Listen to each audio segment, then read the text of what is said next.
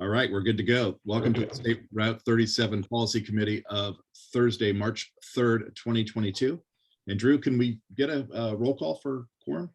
Yeah, good morning, State Route 37 Policy Committee. I'll be doing roll alphabetically by county. We'll start with Mayor Leon Garcia, Supervisor Alfredo Pedrosa. Here. Supervisor Belia Ramos. Here.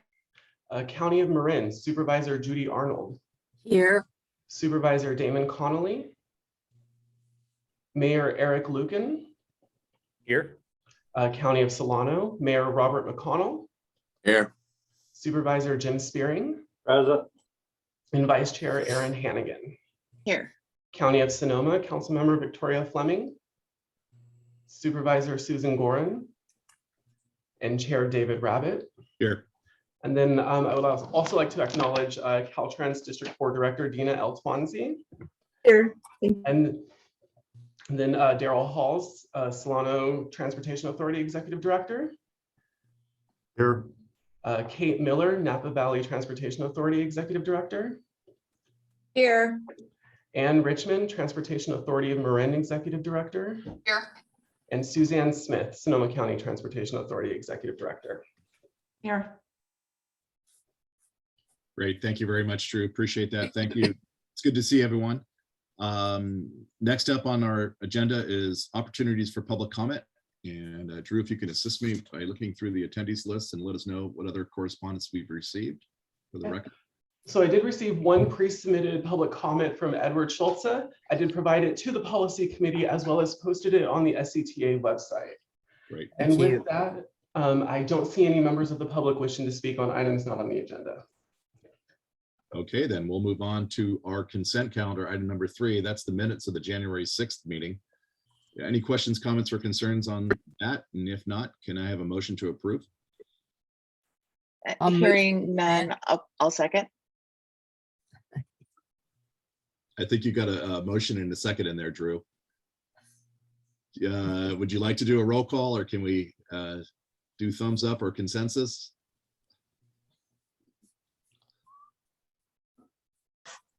Is anyone against it? Okay, I'll do a roll call. Sorry, my computer was freezing up. Thank you. All right. Supervisor Pedrosa? Yes. Supervisor Ramos? Yes. Supervisor Arnold? Aye. Mayor Lucan? Aye. Mayor McConnell? Aye. Supervisor Spearing? Aye. Supervisor Gorin? Aye. Vice Chair Hannigan? Yes. And Chair Rabbit. Great, thank you very much. Moving on into our bulk of the meeting, our discussion information items. First one up is 4.1. That's about tolling legislation. And we have Rebecca Long from MTC with us to give us an update on that. Rebecca? She's joining. Good morning, Chair Rabbit and board members. I'm Rebecca Long, Acting Director of Legislation and Public Affairs at MTC and ABAG. And it looks like I am now here as a panelist and will share my screen. Oh, saying that I can't do that yet. There we go. Sorry about that. The automatic security changes. No problem. Okay, great. So I'm just going to give a quick overview of the legislation that Senator Dodd has introduced on this. It's SB 1050, and it was introduced a couple weeks ago, February 15th. It will likely be heard in the Senate Transportation Committee sometime maybe later this month or early April. I don't believe it's been set for a hearing yet, but haven't had a chance to check on that yet. And I know that our staff have been meeting with Senator Dodd's staff and the Senate Transportation Committee staff. Had a call just yesterday to answer a number of questions. So yeah, it's exciting. And so let me tell you what is in the bill. The slides will advance. Okay. So basically what the bill does is it establishes the State Route 37 tolling authority as an instrumentality of the state, which will be governed by the Bay Area Infrastructure Financing Authority. So those of you who deal with legislation know that especially in the financing realm, there's often a need to kind of establish a new entity and things of that nature. With this bill in particular, it's quite complicated to navigate the state's constitution as it relates to tolling. I think you all are aware that Regional Measure 3 is still pending in the courts. And so the structure of the bill as it establishes this State Route 37 tolling authority is very much tied in with the needs as it relates to the Constitution, and to ensure that this tolling authority is established in a way that is completely compliant with the state's Constitution. But the governance, again, would be within the region at BAFA. And as a reminder, MTC recently adopted support for changing BAFA's governance so that it represents the entire MTC. So all of the North Bay, would be represented in that governing body. The bill specifies the eligible uses of the toll revenue to include the interim project, the mobility project that's underway in terms of the planning and environmental review, and the ultimate project, which is the big sea level rise resilient project from the entire corridor. And also authorizes ecological restoration improvements such as land acquisition, advanced mitigation, and environmental restoration in the entirety of the corridor, as well as public access enhancements. The bill authorizes the issuance of toll bridge revenue bonds, which will be vital to generating funding upfront to help build the interim project, as well as the ultimate project. And then it designates the Sonoma Creek Bridge, which is along State Route 37 from Mare Island to State Route 121, which commonly referred to, by the engineers, and I'm sure you all have heard this moniker, Segment B, as the top priority for the funds. So I think that's important to understand that a broad swath of the corridor is eligible, but Segment B is listed as the priority. And the a big challenge with this bill, and I think the conversation around all of this is that the funding capacity that we anticipate to be generated is far, far less than the cost of the combined needs in the corridor. And so, it is important to articulate some level of priority rather than, just making everything eligible, which just sort of forestalls the need to determine some level of priority for how these funds will be used. So with that, I'll just speak to the tolling provisions in the bill. This also might sound a bit strange, but it gets to this constitutional issue that I was referencing earlier. In short, the bill needs to go as far as the region is comfortable in dictating what the tolls are. And I think we'd all much prefer that the bill says BAFA and the State Route 37 Tolling Authority will determine the tolls. That gets us in a very uncomfortable place as it relates to the state's constitution. And so where Senator Dodd landed was setting kind of going far around the state dictating, but providing some level of flexibility. So it sets a minimum toll of $1 and a maximum toll equivalent to the BATA tolls on the two-axle toll bridges, or excuse me, two-axle vehicles, not including the Bay Bridge, which has congestion pricing. So it also allows for tolls to be imposed in both directions, subject to the cap. And then tolls may not be imposed before January 1st, 2026, which is sort of in line with the schedule that we foresee for the interim project. A low-income discount is required.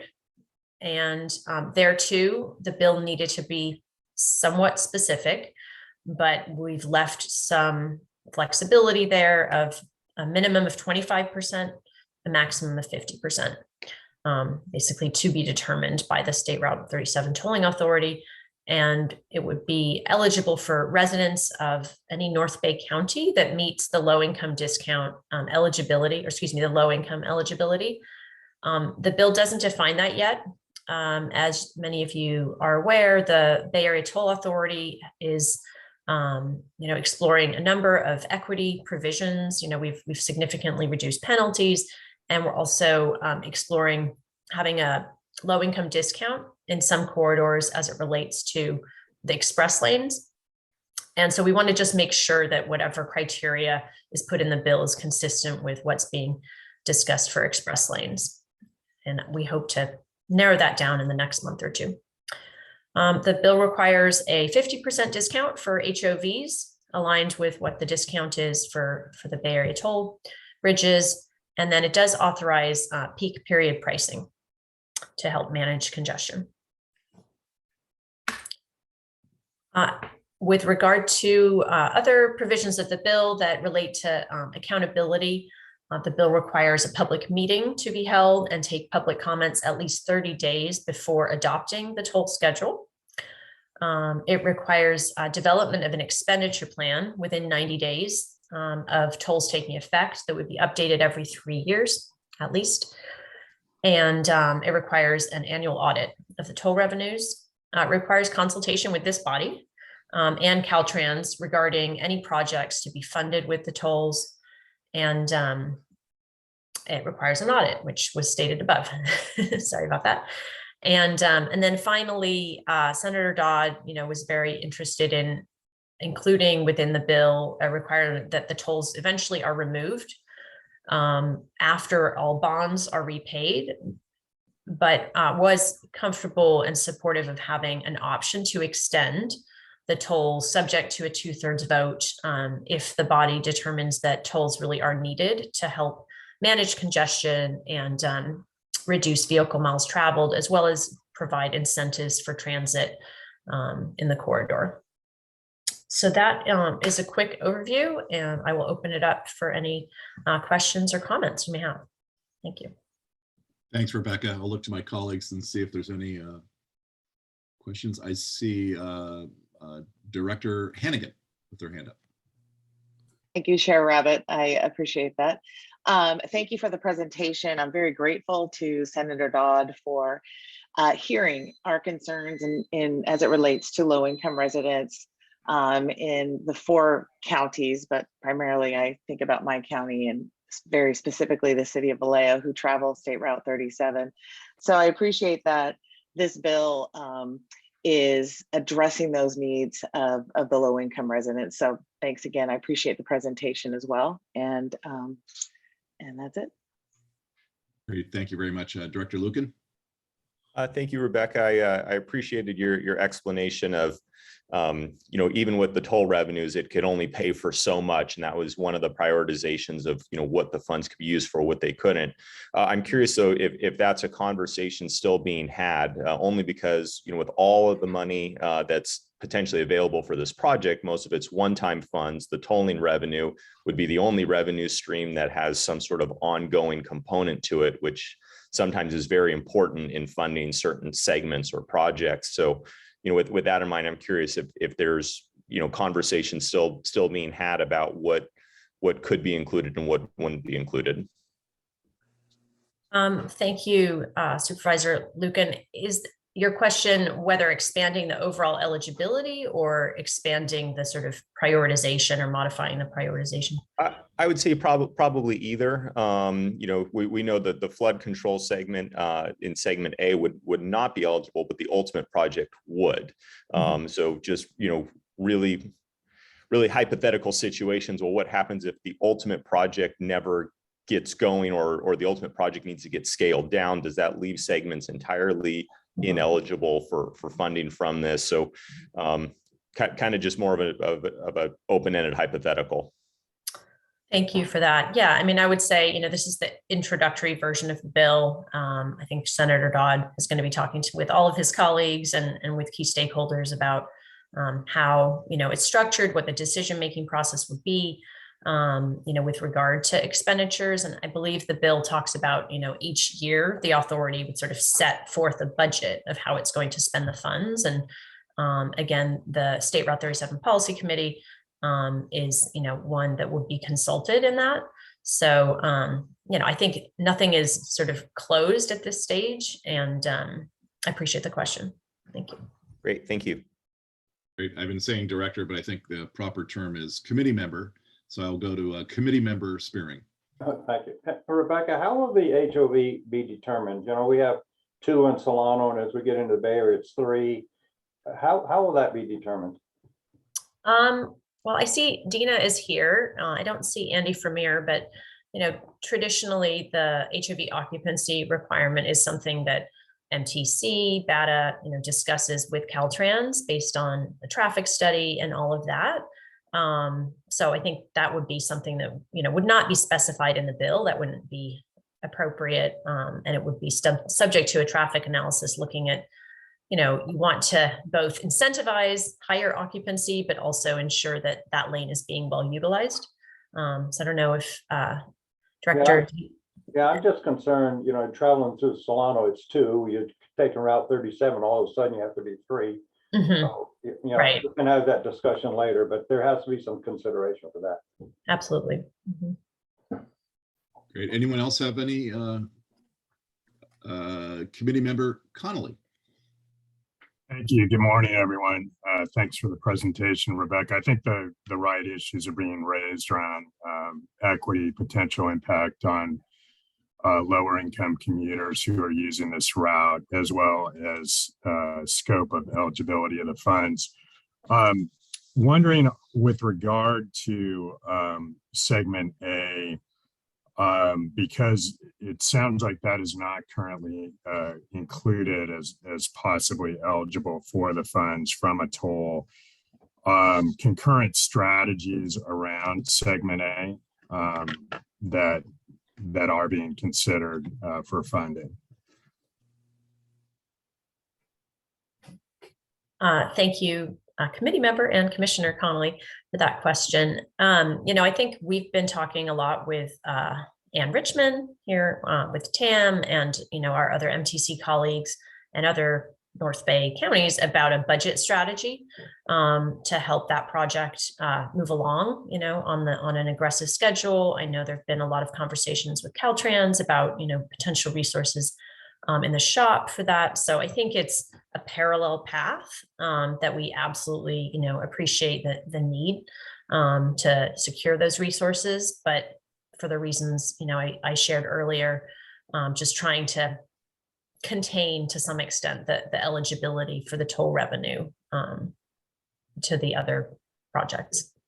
But totally recognize that the importance and the need to have a funding strategy there. And I think MTC wants to partner on that.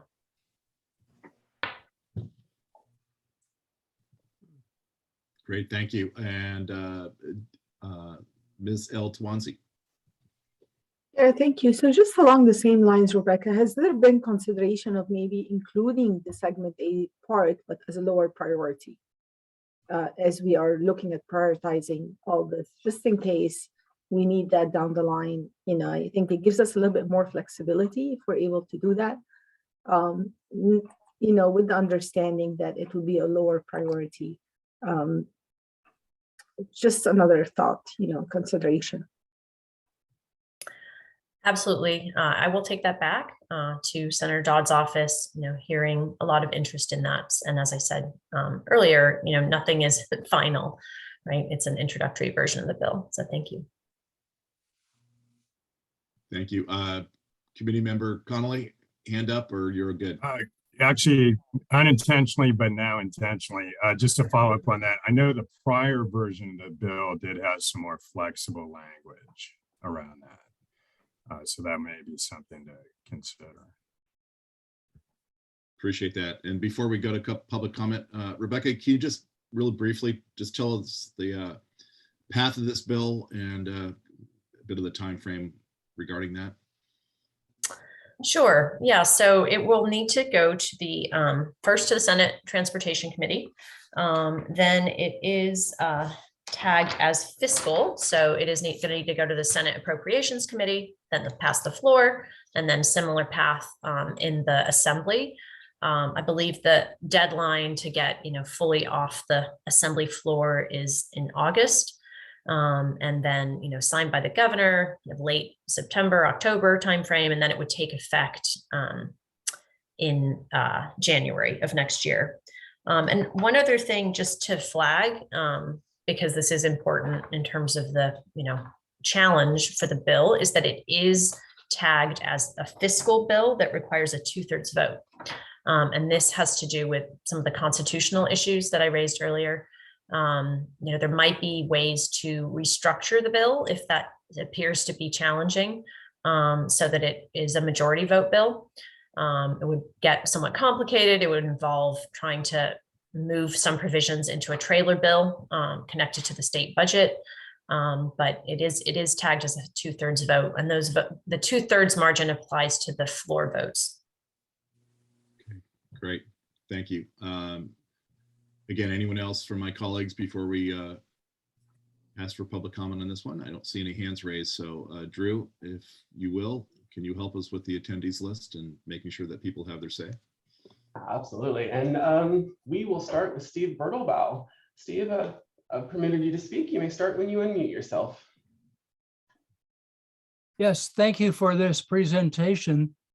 A question has come up concerning the Diamond Lane aspect of the segment B, and that having a Diamond Lane just for those miles may not make sense. Is it possible that the extension of the Diamond Lane for the entire route of 37 could be considered as an addition to the bill? And then I have a second question. If the current right-of-way does not become the ultimate project, what happens with respect to the tolls and paying off the bonds should the road move to another site?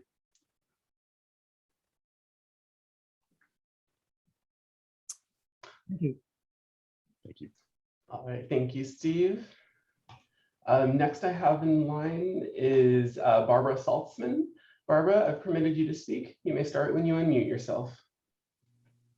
Hi, I'm Barbara Salzman with the Marin Audubon Society. Yeah, I don't think it seems quite right that, segment A has had the most flooding and we're not included in the bill. But anyway, I have another timing question. Assuming all goes well and the schedule that's been mentioned is actually what happens, how soon after that would the toll be enacted or in operation? It seems to me you'd need some infrastructure or something before it can be operational.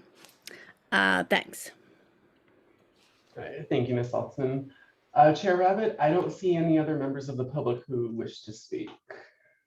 Okay, great. Thank you very much. And again, this is informational. We appreciate your time, Rebecca. I do see Committee Member Arnold, please.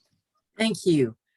Just a question, why was Marin left out of this, what we're doing now? Thank you, Committee Member Arnold.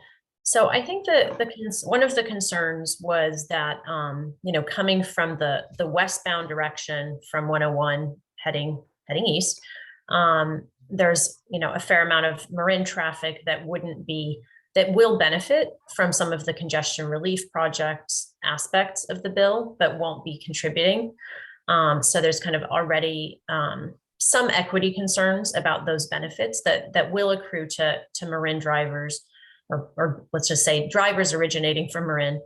And that should the entire, segment A be made eligible as well, that potentially there is just an equity concern because they're not going to be contributing as much. And so, one idea that has been discussed is potentially extending the toll facility all the way either to 101 or just further west.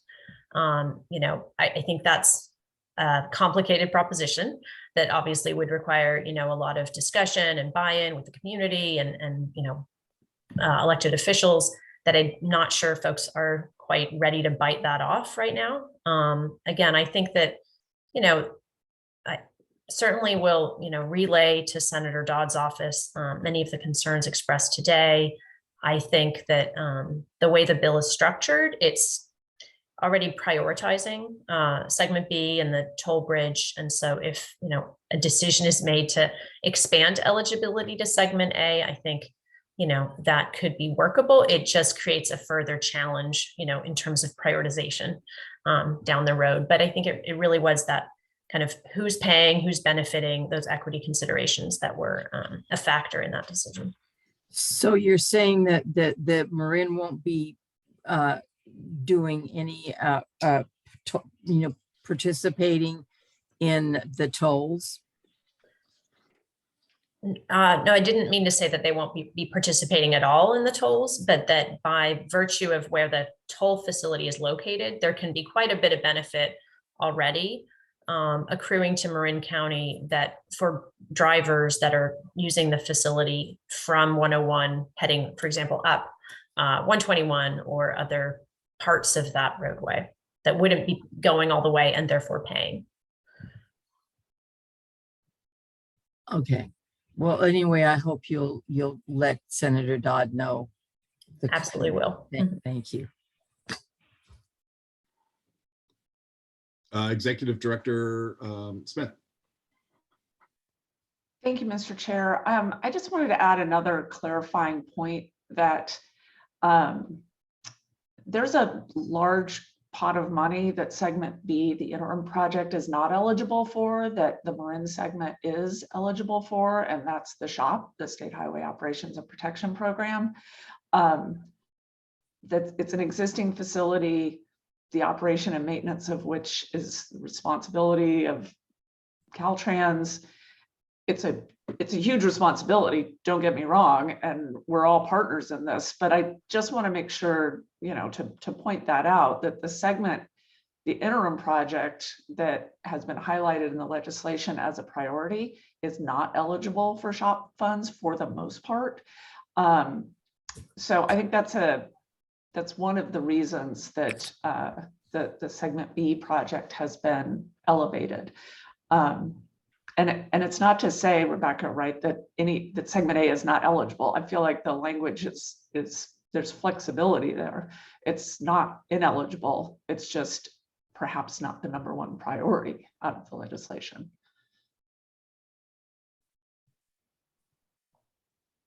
Committee Member Lucan.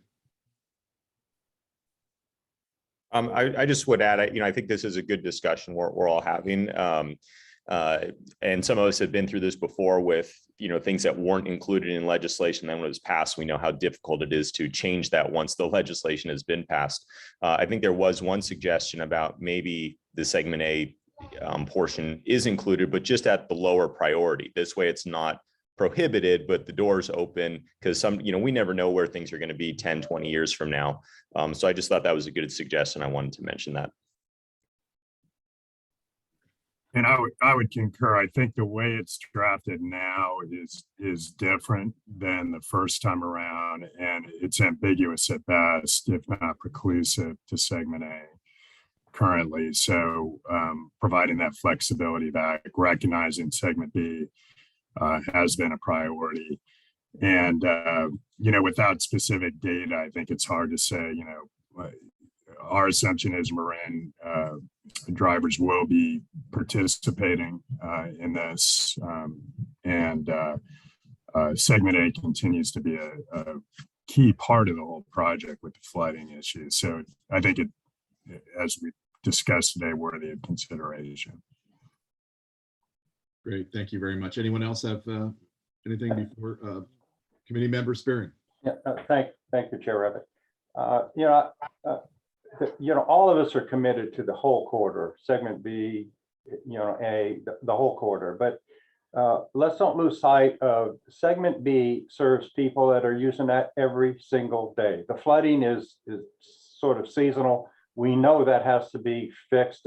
You know, the whole quarter, if segment A is failing, the whole quarter fails. And so we're all aware of that. But we have to take, I thought we were all in agreement that we have to take this first step to fix the choke point and really relieve that congestion and have a plan that's going to lead into all of the other improvements in the whole corridor. So, you know, I don't have any problems with saying that segment A is important in the legislation, but and it shouldn't be precluded from funding, but let's not lose sight of the importance of segment B and why that has to be funded, because that really is the choke point of this whole project. Appreciate that. I know Rebecca has a commitment that she needs to attend to. Any final thoughts going forward? I think you've heard some good discussion, like as was mentioned, and you hear that. And I know that we have a great communication with Senator Dodd, and I'm sure that we can all let him know as a body what to include and to make everything better in copacetic. Yeah. So thank I you. really appreciate all the feedback. Thank you, Chair Rabbit.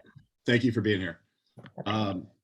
If it's okay, we'll move on then to item 4.2, talking about strategic funding opportunities. Good segue with that last one. And we have Georgia Gann-Dorman from MTC with us to talk about that. Georgia? Good morning, Georgia Gann-Dorman, Acting Manager of Government Relations with MTC. I think I get to bear some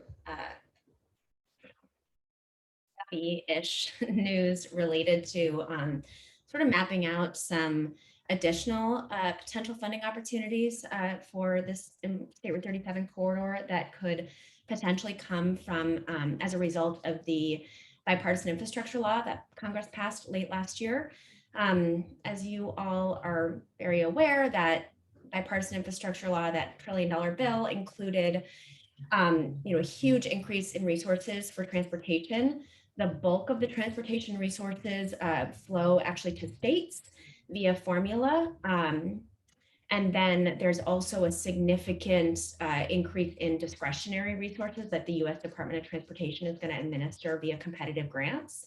So we see, and I've been talking with many of the folks on this in this committee about potential opportunities to both secure some resources for the State Route 37 corridor through the formula funds that flow through the state and from the U.S. Department of Transportation discretionary side. So I want to start first with the state opportunity.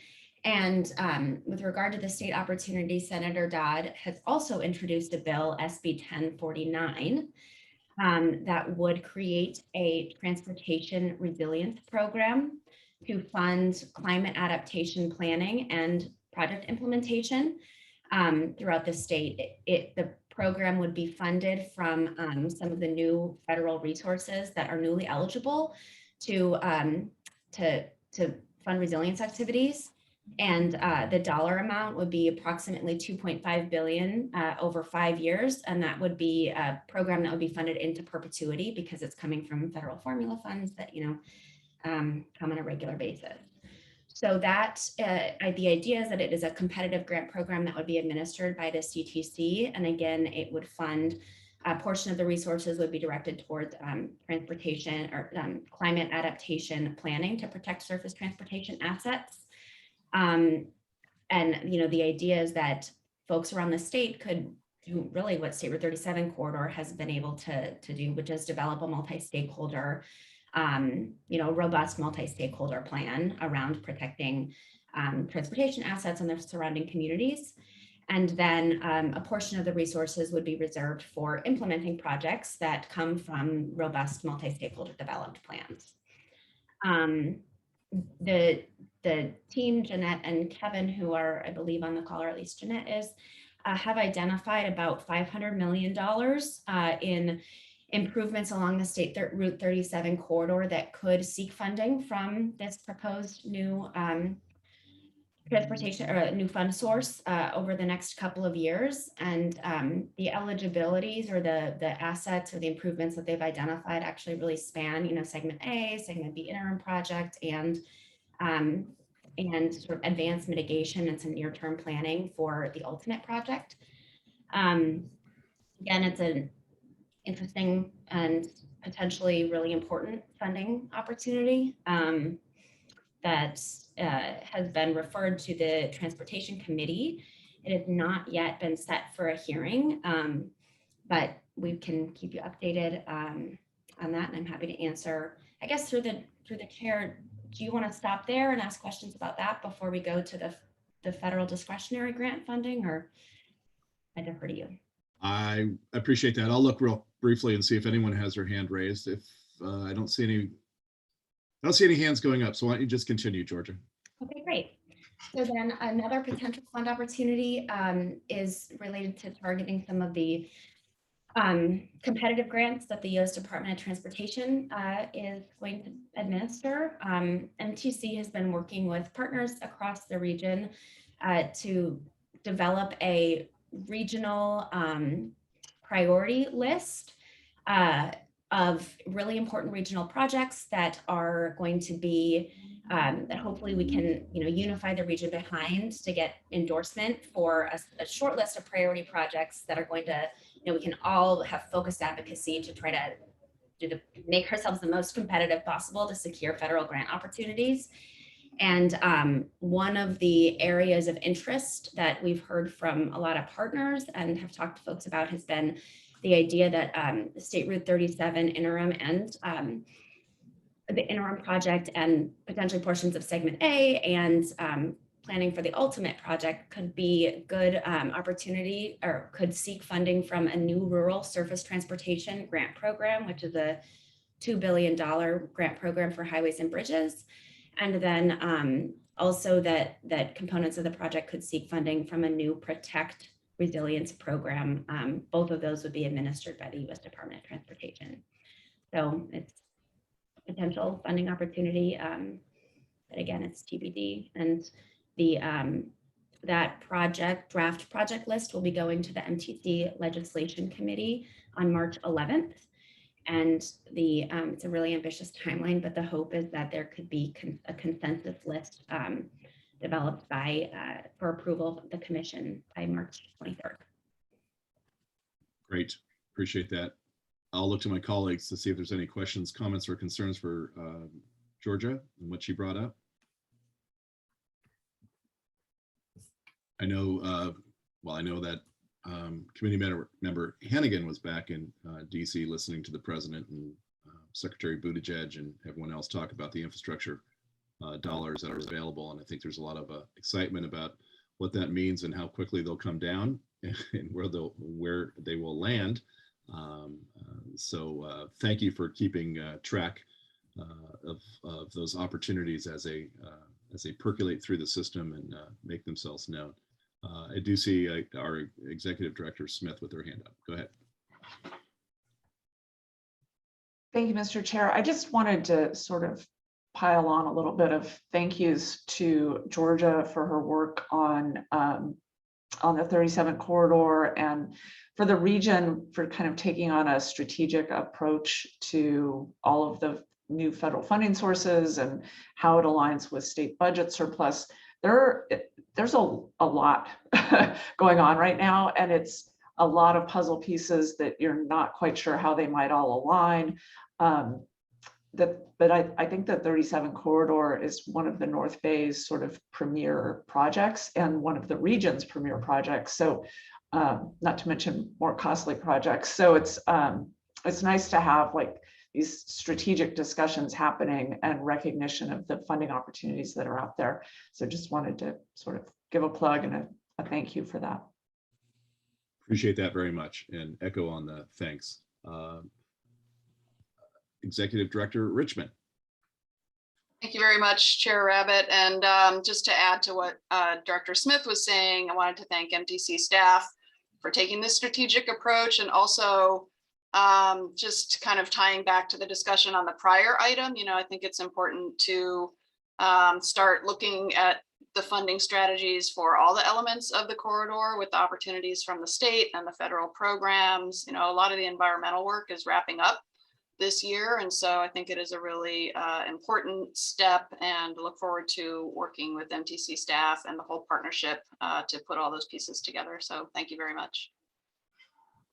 Great, thank you. Anyone else? Once again, Georgia, thank you for your work as well and your advocacy. I think when we all first started down this path, there was probably a few opportunities for funding available, and I think we all felt that frustration. Certainly there are more now, and that's more pressure to make sure that we can continue, or we can deliver to fixing this corridor kind of once and for all, from end to end. And we very much appreciate your advocacy and that endeavor. So thank you so much. And I'll look to, again, I don't see any hands raised. Drew, to you? No, Chair Rabbit, I don't see any members of the public with their hands raised.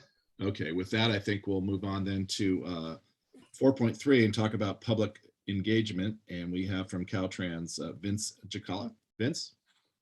Good morning. Thank you, Supervisor Rabbit, and thank you to committee for having us and allowing us to represent Caltrans Public Affairs this morning and provide a report. Before I start, I just want to say that, yeah, I'm reporting from my house in the East Bay, but as a native Vallejoan and a Caltrans staff member, it's very exciting to be part of this project. And it's been a challenge, but it's also been very exciting and humbling to be able to work on this. I remember growing up as a kid and driving in the back of being in the back of my dad's car and driving through Highway 37 and thinking, wow, is there a way that we can improve Highway 37 someday? And with all that, and it's just such an impact to not only everyone who travels and lives in the Bay Area, but also everyone who travels, lives, and travels to the North Bay. So it's such a huge, impactful project. So with that, I did want to give you a quick overview of some of our public engagement for Caltrans, and with all of our transportation authority partners and MTC. So everyone at Caltrans want to thank everyone for working with us and together on all of our public engagement. I had a really brief, quick outline of some of the things that we've been doing for public outreach this year. Since January 2022, we had a Pell meeting online, and we had that was on January 25th, and we had over 300 people in attendance. So I just want to give a shout out to everyone who was worked behind the scenes on that. There were a lot of people, and we did get some really good attendance on that. For the Highway 121 to Mare Island segment, we did have a public outreach meeting online for that also on February 2nd. So we had some good outreach on that as well. And then jumping over to the stakeholder meetings we've been having. We do have a meeting with TAM, or actually we did have a meeting with TAM and the board. The team did, that was on February 24th. There is another outreach stakeholder meeting that we want to have with the city of Vallejo. We want to do a presentation for the Vallejo City Council. That right now is tentative on April 12th. And there is another presentation that's on tap that's teed up for the city of Novato. And I think some of the details are still being worked out on that one. Some of the tours that we have in development, the group is working on April 2022, probably around the middle of April, around the time that electeds have some time off. So we're still kind of working on some tentative dates for that. That would be, I'm looking at my notes, April 11th through April 16th. So we'll have more information to come. And to wrap up our public outreach, we have some really great committee meetings that are continuing. We have our Highway 37 Integrated Communications Team meeting, which actually occurs on Wednesdays at 11. So I'm just gonna remember that off the top of my head. Wednesdays at 11. If you'd like to be invited, please let me know and my boss Bart know, and we can invite you. We want to thank all the different transportation authorities and cities and counties that have been joining us. It is optional for the transportation authorities to come, and we do talk about it's good because we share information about what's going on as far as outreach and the project in general.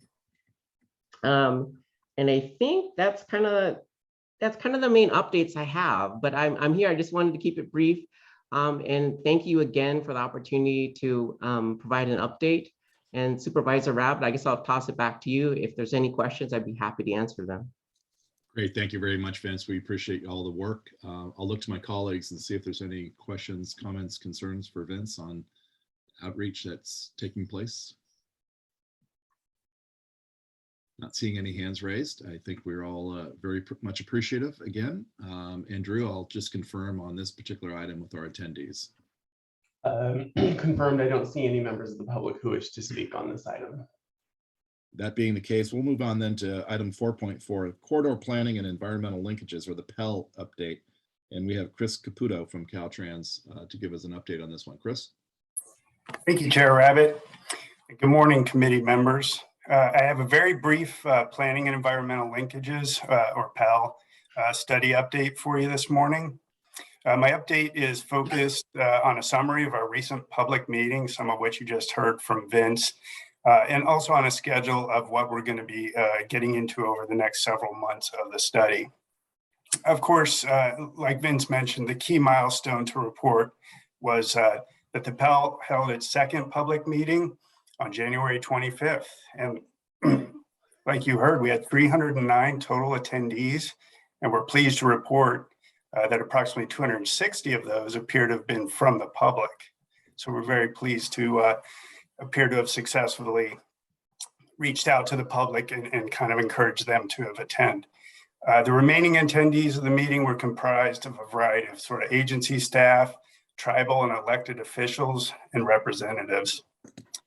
Purpose of the meeting was to share information on the status of the study, hear comments, and answer questions.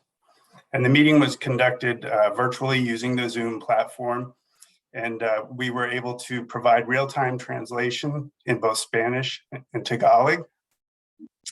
Our team gave a presentation that lasted approximately 45 minutes. The presentation included a video and then simulations for each of the preliminary alignments that we presented. Following the presentation, the meeting moderator provided an overview of questions and comments that had been received in the chat box, and then the team verbally addressed those. We then opened the floor for verbal questions, to which the team also responded. Question and comment themes that came in during the meeting were focused on sort of the alignments that we presented, discussion about additional travel modes for the corridor, bike and pedestrian access, congestion reduction, tolling, of course, VMT, among other topics. So the team, since the public meeting, has been working on sort of some global responses to the comments and questions we heard. And then we're going to be posting information to the project website and then doing some social media posts to encourage people to check out the responses and information. And following the public meeting, we kind of went back to our normal work, which is a series of our established outreach meetings, where the focus over the next several months is going to be working closely with the technical working groups on screening the alternatives and refining screening criteria. And you might recall that there are 3 different technical working groups. One is dedicated to the environment, one to design, and then one to traffic.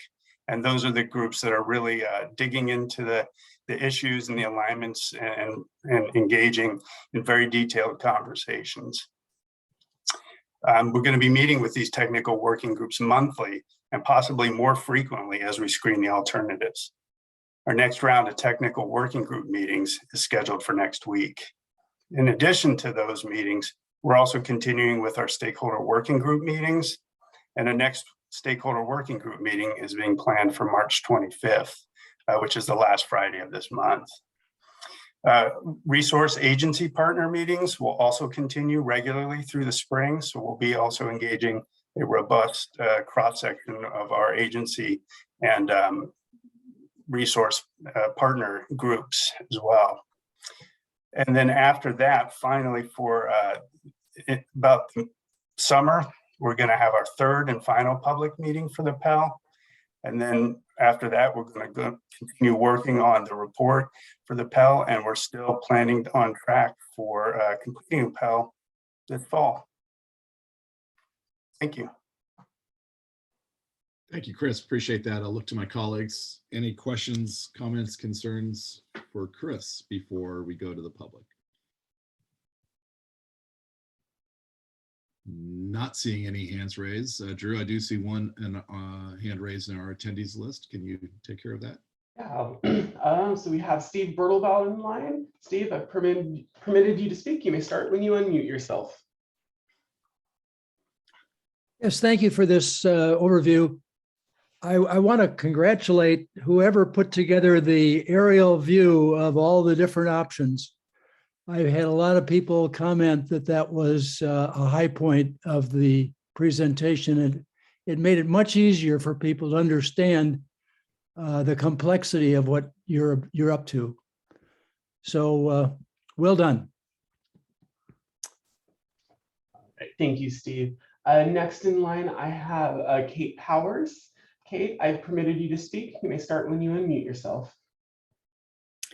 Thank you. My question is, how are the comments that have been provided from the different meetings, including the public, going to be addressed or integrated or prioritized as the projects move forward?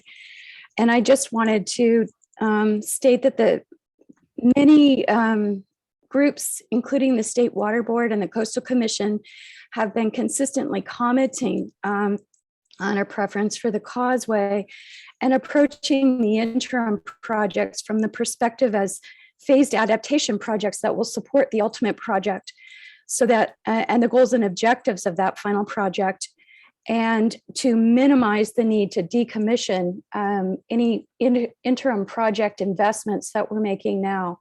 That we need to make sure that all of these public funds that will be spent on this final project are used to as best they can without undoing and wasting money on interim solutions that don't support a final project. Thank you. Thank you, Kate. Next in line, I have Ed Schultze. Ed, I permitted you to speak. You may start when you unmute yourself. Great. Okay, thank you. One thing I'm a little confused on, maybe Chris can help me. We're still looking at alternatives and different corridor alignments, but yet we're already talking about a toll bridge for Sonoma Creek. So that's some of these alignments don't even come anywhere near Sonoma Creek. Are we got cart before the horse here? I'm a little confused. Thank you. All right. Thank you, Ed. Chair Rabbit, I don't see any other members of the public who wish to speak. Great, thank you very much. I'll bring it back, and I'll echo the thanks to Chris for the good work. Perhaps you can tell us, Chris, though, in regards to Kate's question regarding the incorporation of the public comments received to date and how that actually works within the process. Thank you for the question, Ms. Powers. For sure, that is a great question. And the way that we are managing comments, kind of generally speaking, is on a rolling basis. We're actually taking all comments into account sort of as we receive them. And the way that they're being managed is sort of on multiple levels. Like I mentioned just a moment ago, we're collectively looking at the comments and searching out themes and kind of coagulating things in that regard, and finding ways to pull responses and bring them back to the public in a meaningful way, sort of in real time, like I mentioned, the website. And then we're also contemplating those comments in the context of the other meetings that we're having, the technical working group meetings, and applying them to sort of, in terms of how they mean, their meaning towards sort of the criteria and the alternative specifically. So any given comment or all comments are kind of being collectively applied to the conversation as it's evolving. The comments are also going to be part of the reporting aspect of the Pell, as the report is pulled together over the summer and dealt with in a meaningful fashion in that regard as well. So the main takeaway in regards to comments is we appreciate all comments. We appreciate getting them immediately and as often as possible. And you should be able to find venues to comment outside of our meetings through the website and other venues as well. So we strongly encourage continued and vibrant and engaged comments like we've received so far. Great. Thank you very much, Chris. Appreciate that. I'll look again to my colleagues for any final questions, comments, or concerns. We'll thank Chris for his work, and we'll move on then to item 4.5, the Sears Point to Mare Island Improvement Project. And Kevin Chen from MTC is here to talk to us about that. Kevin? Hi, good morning, everyone. I'm Kevin Chen with the Metropolitan Transportation Commission. Let me go ahead and share my screen. All right. Hopefully you can see the share screen with the PowerPoint. Yes, we can see. Great, thank you. So I'm here to provide an update on the Route 37 Sears Point to Mare Island Improvement Project, also known as the Interim Traffic Congestion Relief Project. Since there are many projects happening on this corridor, I just wanted to provide a reminder on the purpose and need of this project. So the purpose of this project is to improve traffic flow and to reduce peak travel times to address the 10-mile bottleneck in this middle portion of this corridor. Another major component of the project's purpose is to increase vehicle occupancy for us to get more persons throughput in less vehicle on this corridor. With this project, we'll be providing a carpool lane that makes bus transit viable on this corridor. And then also really important to provide more choices for our commuters to either carpool or to take buses. I'm happy to report out that the project team has reached an important milestone for this project with the completion of a draft environmental document that was completed on January 13th. It was out for public circulation for public review and comments. The comment period ended earlier this week on Monday. We've also held a virtual public meeting on February 2nd. It was pretty well attended. We've received a lot of valuable inputs from the public. They asked a lot of questions, and we had tried to address some of the questions during the public meeting. We've also received many written formal comments from the public.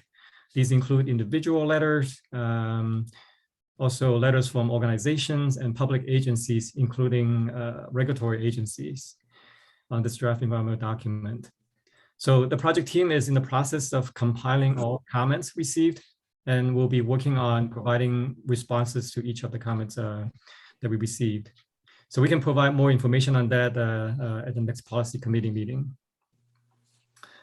As I mentioned, as part of this project, we are providing an HOV lane on this corridor.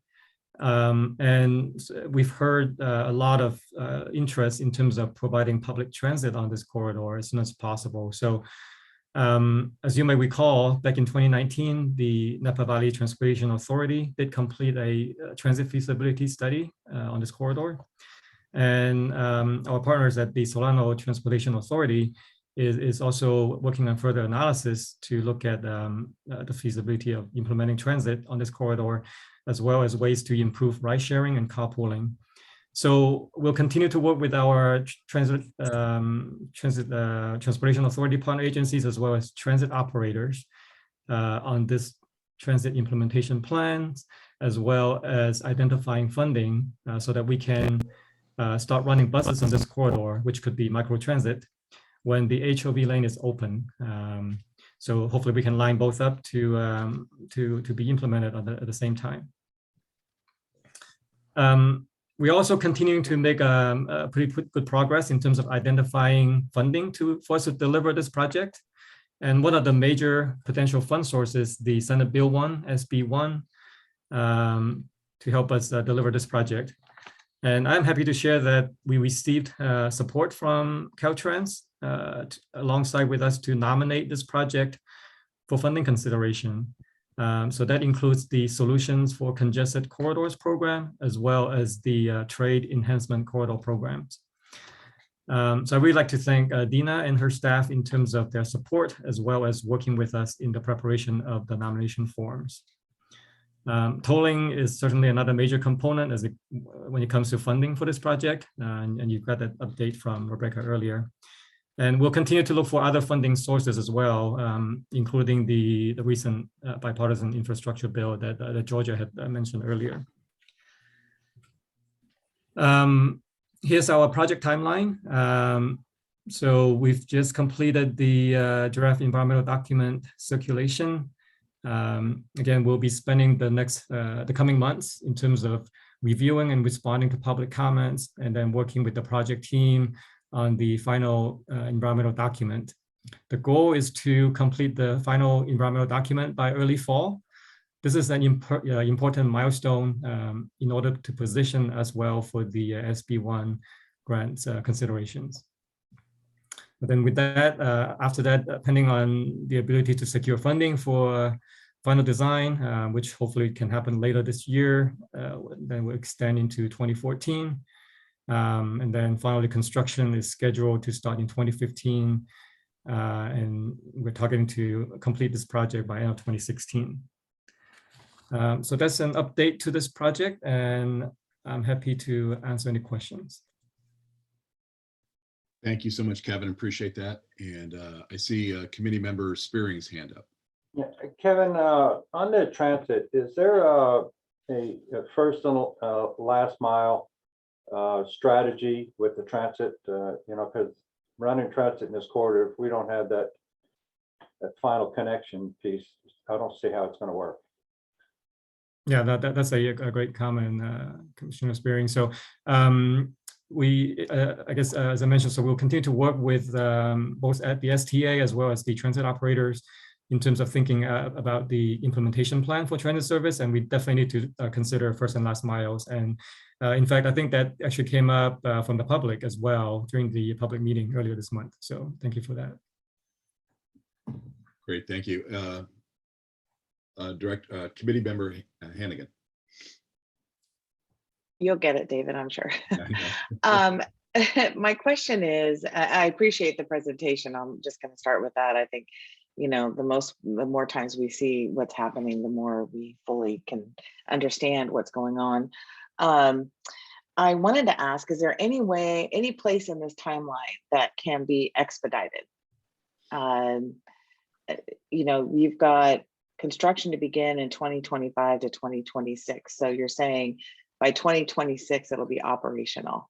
That's 4 years down the line. At any point in this process between now and then, can we expedite it?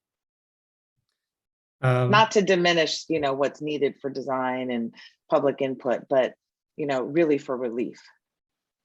Yes, I just want to speak from my heart that I really appreciate that comment. We are working with our partners in terms of really looking for ways to help us expedite this project as much as possible. I think some possible opportunities are more innovative construction delivery methods instead of the traditional, design bid build. But a lot of this is going to be contingent on the availability of funding and when those funding may be available. So we are talking to our partners in terms of other construction methods, which could be CMGC or other design build or other, I guess, non-traditional opportunities so that we can advance construction sooner than later. But again, I guess a lot of this is going to be contingent on the availability of funding. Yeah, absolutely. I just, those of us who travel on that road, particularly on a regular basis, Vince talked about it. It's a lot of time that is devoted to commuting, and we all know this. I just would like to say to those who actually use that road on a regular basis that relief is coming really soon. So I appreciate looking into alternative methods to make sure that that happens. Appreciate that comment. Anyone else have anything for Kevin before we move to the next item? I'll just check with Drew to make sure that anyone from our attendees list on this particular item. I'm confirming I don't see any members of the public who wish to speak on this item. Okay, great. Thank you again, Kevin, for all the work. Appreciate it. Moving on then to 4.6, the Caltrans SHOPP, or flood reduction project, and Ricky Gao from Caltrans is here to make this presentation. Ricky.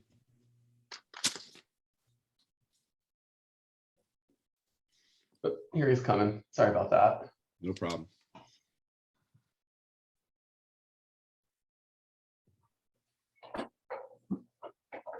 Thank you, Chair Rabbit, and good morning, and ESC. Good morning, policy committee members. Let me share my screen. And I'm here. This is Ricky Gao, regional project manager from Caltrans for State Route 37. I'm here to report Caltrans SHOPP projects as well as the focus on the flood reduction project. Let me go to the next slide. Caltrans, as I mentioned in the previous policy committee meetings, Caltrans has 6 SHOPP projects on State Route 37, from flood reduction project in Marine and Sonoma to the pavement rehab project in Marine and the Petaluma River Bridge rehab, and to the 2 intersection operational improvement project at 121, and lastly the pedestrian enhancement project at the Wilson Avenue and the Fairgrounds Drive in Sonoma County. So today my focus is on the. Ricky, if you have a PowerPoint, we can't see it. You have your. Okay, sorry. No problem. Let me try that one more time to make sure. Okay, sorry about that. I shared the wrong screen. Okay, so sorry about that. So we have the 6 projects on State Route 37 for Caltrans SHOPP projects. And today's focus is again on the flood reduction project from 101 to 121. So this project is to provide the interim solution on State Route 37 from 121 to from US 101 to 121 to address flooding until another project to provide a permanent and a long-term solution. So the project has began its environmental studies last summer of 2021, and the scoping meeting was held in November 2021. And we collect very good and valuable comments from the public as well as from the stakeholders and the resource agencies. And currently the team is studying all the alternatives and based on the comments received, and we will be preparing the draft environmental document and circulate the draft environmental document in summer 2022 and prepare the final decision document and complete the environmental phase in 23. And depending on the funding availability, we will be completing design in 2026 and begin construction in 2027. That's the project schedule. And with the comments we received after the scoping meeting, the team came up with a range of alternatives. And here is the update to more refined alternatives. And the logic behind all these alternative tips is we don't want to circumvent the PEL, the planning and environmental linkage study process, and also we don't want to build something that precludes the alignment of the ultimate project. So I'm presenting a smaller elements on this segment of the SR37 as our alternatives that is more fundable and feasible. So with the minimal improvement, this alternative is just to replace the Novato Creek Bridge and to projected 2050 sea level rise elevation. The range of cost estimate for the capital is about 40 million to 50 million. And if ultimately after the PEL study completes and the alignment we are choosing for the ultimate project is the same alignment of the existing State Route 37, we could have choose a different bridge elevation to build it to projected 2100 sea level rise elevation. So that's the first minimal improvement. And also we have the limited improvement, which is to replace the Novato Creek Bridge and to project this 2050 sea level rise elevation with a combination of passive flood barrier to Atherton Avenue. The passive flood barrier has been used in the other state or other locations around the world. It's it does not require power, and when the water or the flooding water hits the flood barrier, it will elevate on its own and provides a barrier to protect the roadway. Without the water, it's lay flat and can be used for pedestrians or bicyclists. This alternative will only provide the protection until Atherton Avenue, which is showing on this map. Here is Atherton Avenue on the number 3. Why Atherton Avenue? Because Atherton Avenue is much higher elevation in Marine, and also there's alternative routes to go around. So this alternative costs about 70 million to 80 million for the construction capital.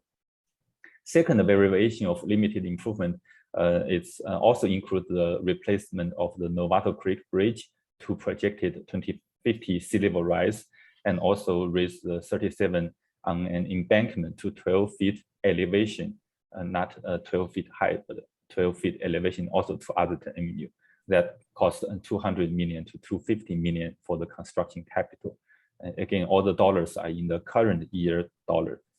And also we have the maximum improvement, which is the alternative we have been studied all along, which that is to raise 37 on an embankment to 12 feet elevation from US 101 to SR 121, 400 million to 450 million capital estimate in current year dollar. There are a few alternatives we considered but rejected, including the interim costway, because this alternative is very costly, and also if the ultimate project choose a different alignment, this would be almost wasted. And also if we would spend that much money, it would better just to build a ultimate costway. So the team feel like we'll defer the ultimate costway to the ultimate project after the PEL study completes. And also we looked into the strengthening the levee system. However, the levee system is largely privately owned. It's not engineered levee, require a very lengthy right-of-way process and has huge environmental impacts. That's why we consider but not included in the alternatives to move forward. So these are the range of alternatives, and that's end of my presentation. Thank you. Thank you, Ricky. Appreciate that. And I see a couple hands up. First up, Committee Member Spearing. Yeah, thank you. Oh, you say the 12-foot elevation. What is the existing elevation? Okay, above. Right. Existing elevation could go as low as 2 feet in the very low spot in Marine. Other locations, the elevation is much higher, can be 6 feet or even reach to 12 feet. So it varies. Okay. Would you say the average is 6 feet of elevation that's going to be required? I would say around there. It's, okay. Yeah. Thank you. Thank you. Committee Member Arnold. Yes. Thank you for the report. What is next? Are you going to come when you would be coming up with a decision on how to go? We will take all the alternatives presented and move into the next step and study all the alternatives and move into the draft environmental document, and then present it to the public to get comments. Great. Okay, thank you. And I just want to take this opportunity to thank Caltrans. Marin provided a 3D show not several years ago when we had the flooding that closed off 37. And you came in and really made some incredible changes. I know that they're not permanent, but they have so far kept the flooding off of 37. And so I want to thank you for that. I think this is another reason why Marin should at least be mentioned in our other conversation, because we're such a part of what happens and what and our response and our commitment on Highway 37.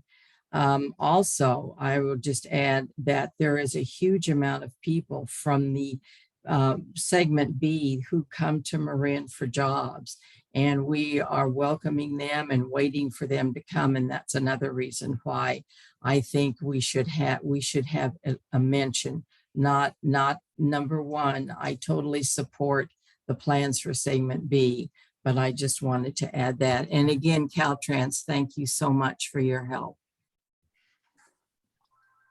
Thank you. Committee member Lucan. Thank you, David. Also, just really wanted to commend Caltrans for providing this, menu of options, and really in response to a lot of the feedback that was heard after the initial scoping meeting. I think this is really the right approach to provide these various options at this point, and I wanted to extend my appreciation for that. I would be interested to learn a little more about this passive flood barrier, and I don't know if there's examples or links or additional information that maybe can be sent to the group.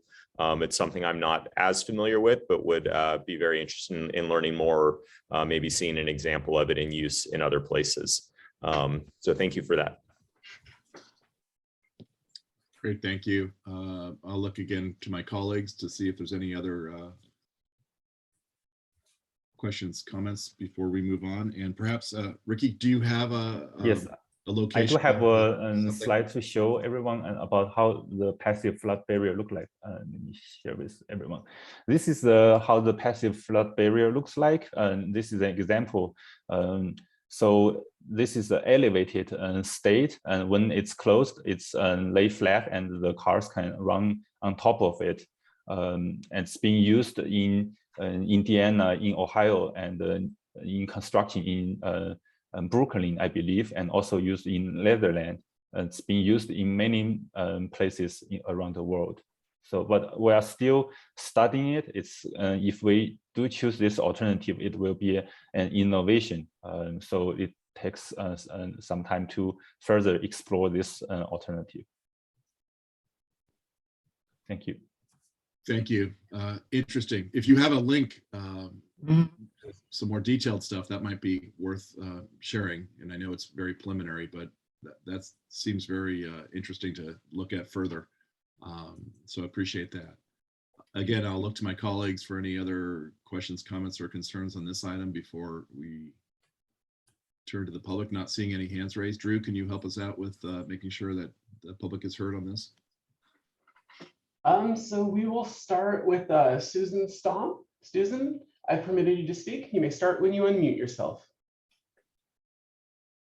Thank you. I appreciated this opportunity to speak on this issue, which has been bothering me for quite some while, that we're looking at an interim project in segment A in Marin County, which is basically persisting with the embankment, which blocks the floodplain of Novato Creek. And this segment of the highway is going to be needed no matter what the ultimate project is with the remainder of the highway.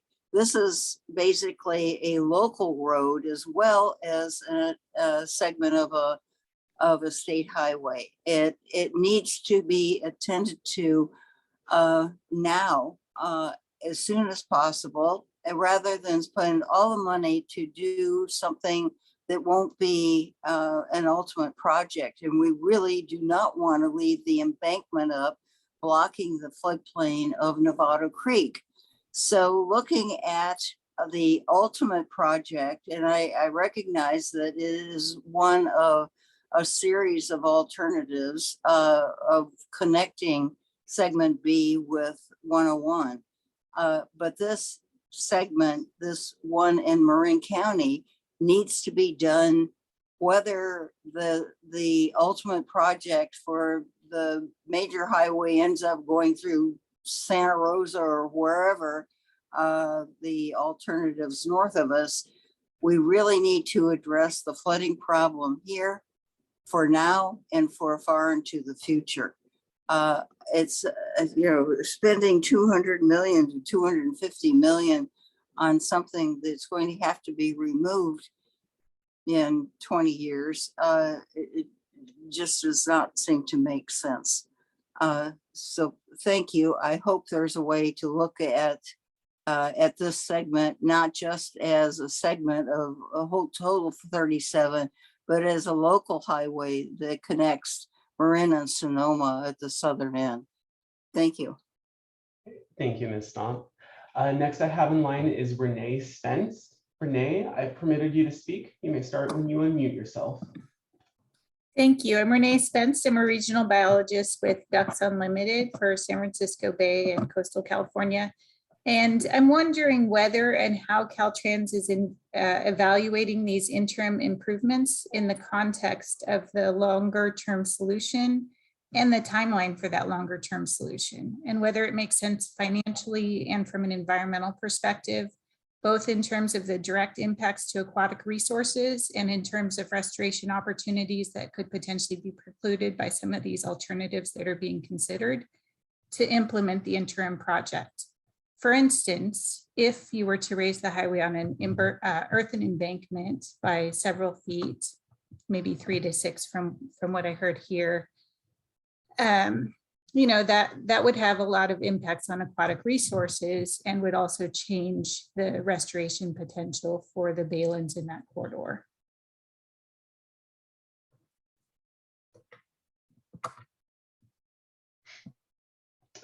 All right, thank you, Ms. Spence. Next I have in line is Susan Stomp. Susan, I've permitted you to speak. You may start when you unmute yourself. I already spoke. Thank you. Thank you. Sorry about that. Barbara Saltzman, I have you up next. Barbara, I've permitted you to speak. You may start when you unmute yourself.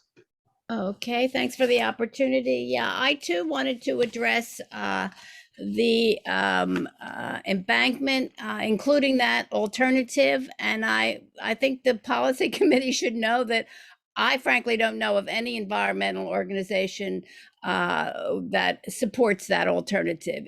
And how that could be chosen as a reduced or minimum impact alternative is beyond me. I think that should be reconsidered. It has incredible impacts, and I hope you're going to be discussing this adequately in the EIR, because I'm really concerned about that.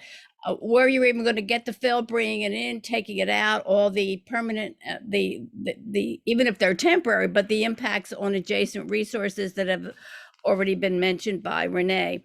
And with regard to not even or to rejecting the alternatives of a causeway and just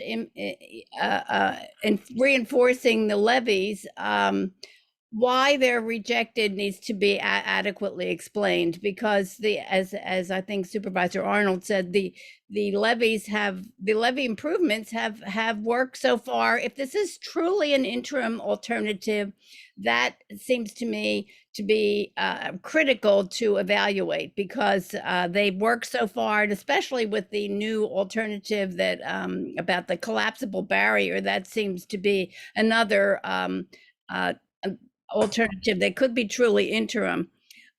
Rejecting the causeway as a possibility in terms of, and leaving in the embankment seems to me to be disregarding extensive environmental impacts and setting up for keeping the embankment as a permanent project, and that's very distressing. Thank you. Thank you, Ms. Saltzman. Next I have in line is Rick Freites. Rick, I've permitted you to speak. You may start when you unmute yourself. Yes, I just want to agree with the last 3 speakers regarding this maximum improvement, or this 12-foot embankment. You're going to drop $400 to $450 million for this thing, and my history with government and so forth, once you drop that much money, you're going to take it out again and then replace it with an elevated causeway.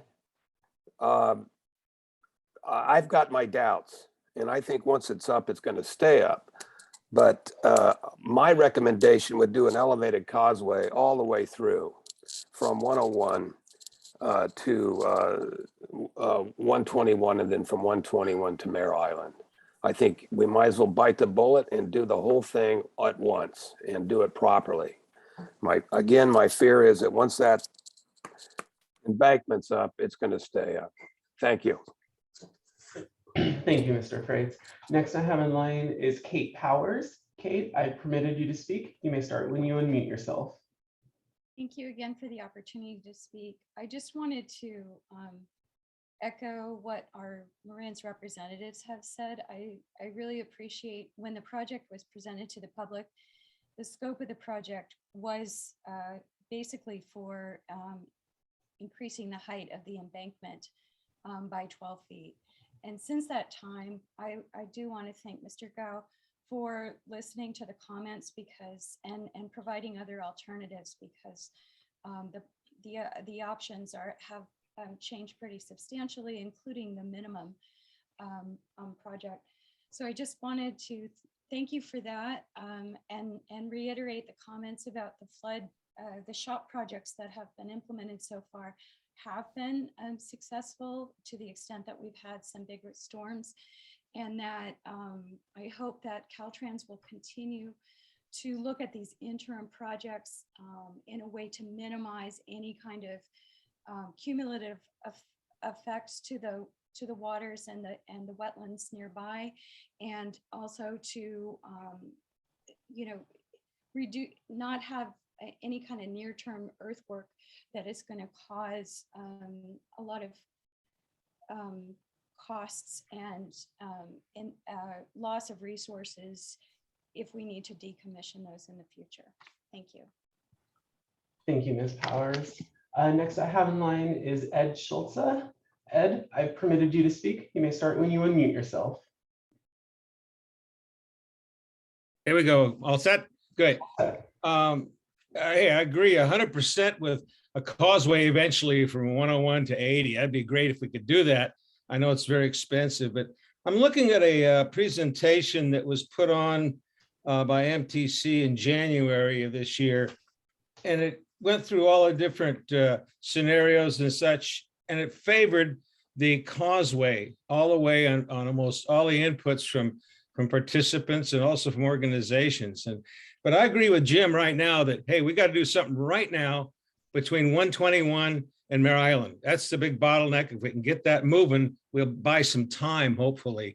My concern is intersection modification, if that'll take place if we do that. We just submitted a thing to Yolanda Rivas on 4 different alternatives. One was a movable barrier, another was a 3-lane passing lane, one was a 4-foot embankment on the side, and the other was an 8-foot embankment on the side.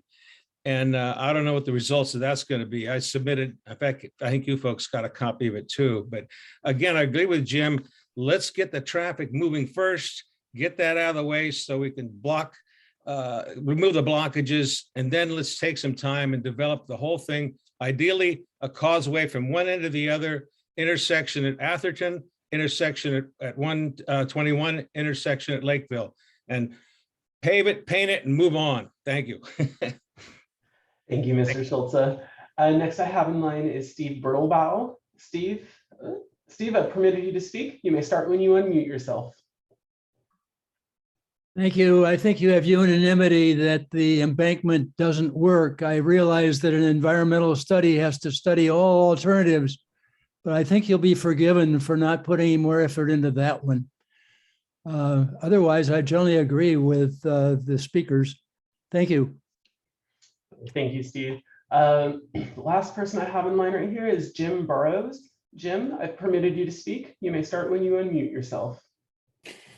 Yeah, thanks very much. I just have a quick question, which is that I don't have the slide in front of me, but I think the embankment proposal was listed to cost roughly $450 million, and the comparable embankment alternative was listed as being, by comparison, too expensive. And be curious to know what the estimated cost of the comparable embankment, the comparable causeway alternative would cost. That's my question. Thank you. All right, thank you, Mr. Burrows. Chair Rabbit, I don't see any other members of the public who wish to speak on this item.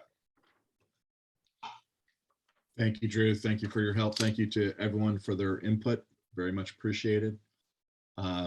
With that, we'll move on to item number 5, committee member comments or staff updates. Are there any comments for the good of the order, or does any of our staff have anything to share at this particular time? Not seeing any hands raised. We'll move on to talk about our future topics. They're listed on the agenda. It's talking about bus transit, restoration projects, and funding opportunities in San Pablo Bay, and the ultimate environmental phase discussion. Does anyone have any questions, comments, or concerns on that? Anything to add? Again, not seeing any hands raised. That does bring us to the end of our meeting this morning. I just want to say thank you to all the staff and everyone involved. Thank you for the updates. Thank you for staying engaged. And lots of hopefully opportunities on funding out there, and in order to move the project along at a quick clip to take care of all the problems that we're trying to solve. But very much appreciate the work to date. So until then, the next meeting, we are adjourned. Thank you, everyone.